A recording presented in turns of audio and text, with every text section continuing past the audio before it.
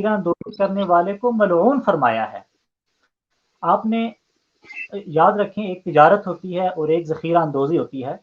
तिजारत तिजारत ये है कि माल को आप रोक कर नहीं रखेंगे, आप कुछ मुनाफा के साथ माल को आगे चलाते हैं, फिर अगला माल आता है, फिर आप मुनाफे के साथ माल को आगे चलाते हैं। इस तरह से माल भी गर्दिश में रहता है और आपका पैसा भी मार्केट में गर्दिश में रहता है। लेकिन ज़ख़ीरा अंदोज़ी के अंदर आप जब माल को स्टॉक कर लेते हैं और रोक लेते हैं, तो इस वजह से एक तो माल भी मार्केट के अंदर कमी का शिकार हो जाता है, उसके अंदर भी रुकावट आ जाती है और पैसे की अंदर भी गर्दिश आ जाती है।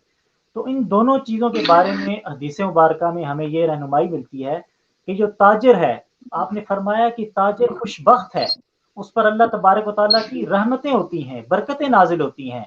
और दूसरी तरफ जो ज़ख़ीरा अंदोज़ है, माल को रोक कर रखता है, जो इह्तिकार करने वाला है, आपने फरमाया कि वो मलऊन है, उस पर अल्लाह तबारक व तआला की लानतें नाजिल होती हैं।